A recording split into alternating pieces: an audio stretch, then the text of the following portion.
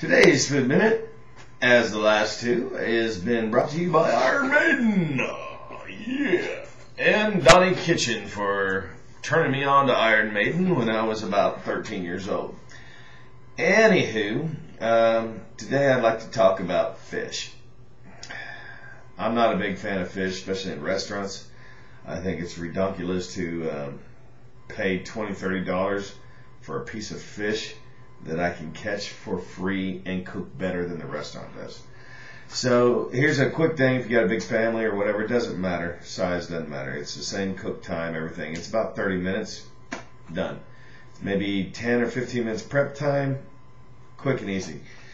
Get you a bunch of fillets. I'm talking good sized fillets. The cheaper the better, whatever, it doesn't matter.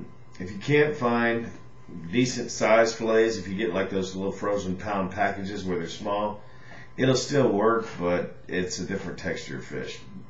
Anywho, get fillets from the freezer at your local grocery, what have you.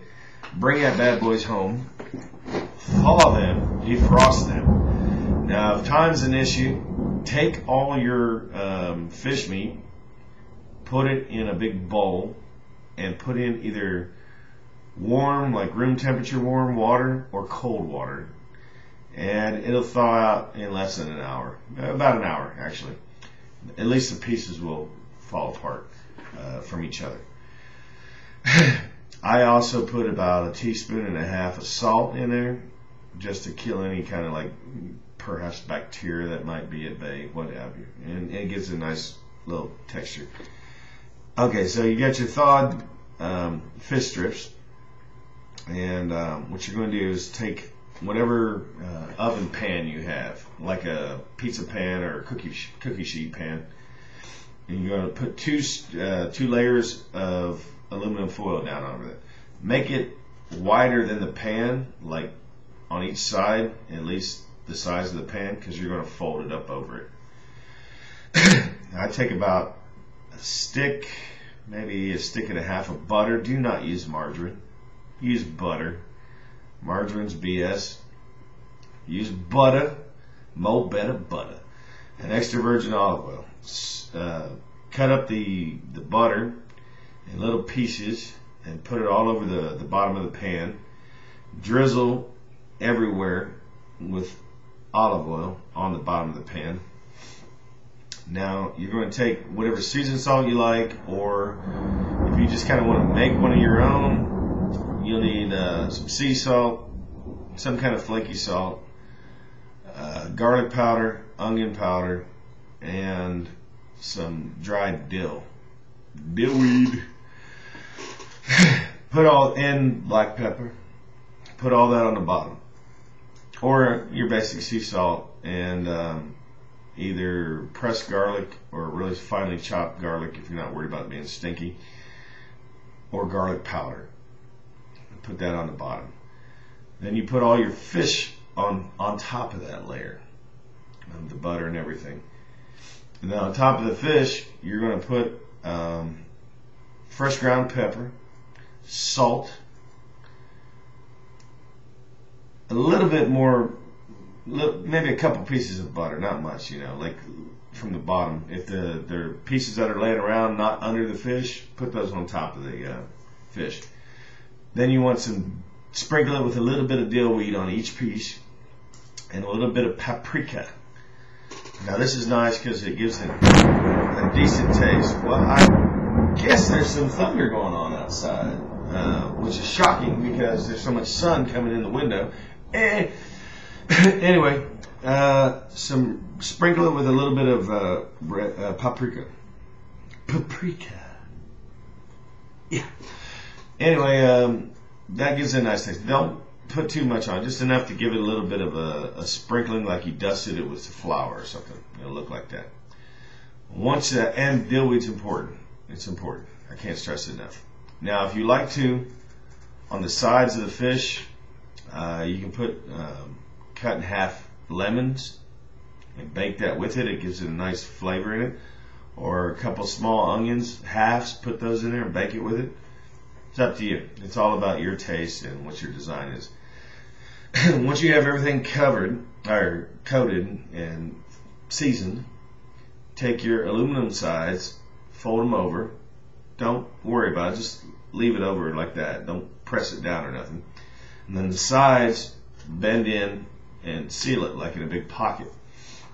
Now, hopefully you've been preheating your oven. I would say preheat the oven about 500 for maybe while you're doing all this. And then when you go to cook, put it down at like 450, something over 425, 450, something like that. You're going to put it in the middle of the oven, and you're going to let it cook for about 20 minutes. Then after 20 minutes, open the foil and let it go another 10 minutes. What's important here is you do not, like most people, put it on the high shelf and broil the shit out of fish for 45 minutes, and what you end up with some dry, flaky stuff. What we've learned from the sushi and sashimi industry is that you can in fact eat raw fish. Point is, everyone always overcooks fish. To be honest, the time I quoted you, 20 minutes, is really too long, but my wife's a little suspicious about like fish meat that's too soft. She thinks it's not cooked, so yeah, for her I go the extra mile. Always for her. Anyway, you can go 15 minutes if the oven's preheated. If you got mixed company, kids and wife, good Lord, go the full 20 minutes with the aluminum foil bag enclosed. I like to put pressed garlic underneath the fish as well. Some people do not because of the smell, but there's nothing better than roasted garlic as a smell. Anywho, open that shit up 10 minutes and put it on 500 the last 10 minutes. What that will do is it will evaporate some of the juice that's built up in there, and that evaporation, it won't overcook the meat, but you'll get a little bit of a browning on top. And like I said, do not go higher than middle of the oven. You can go lower, but don't go higher, baby. And I think that about does it as far as my food moments in time. I'm going to start calling these textures, because what I've noticed about food in general, textures are everything. It's absolutely everything. You can take somebody and give them a potato and say bite into it like an apple, and it's like You can bake the potato and bite into it, it's soft. You can puree it, it's like mashed potatoes. It is mashed potato. And the textures are always different, and the little things you add to it that make it yours. Even if you cook from a box or a can, the little seasonings that you put in it yourself will absolutely make it yours. And that's what being creative is all about. If you're creative with your food, your family will notice that anybody can take a box of macaroni and cheese and microwave it. It's like, But if you press a small clove of garlic into that macaroni and cheese and throw a little bit of extra, I don't know, sour cream or something in there, something to make it yours, that's where it's like, dang, mommy, dang, daddy, I just love did your macaroni and cheese, man. It's the bomb. Well, 90% of it's from a box, but you made it your own. That's what it's all about. Well, if you can't be pleasy, be cheesy. See ya.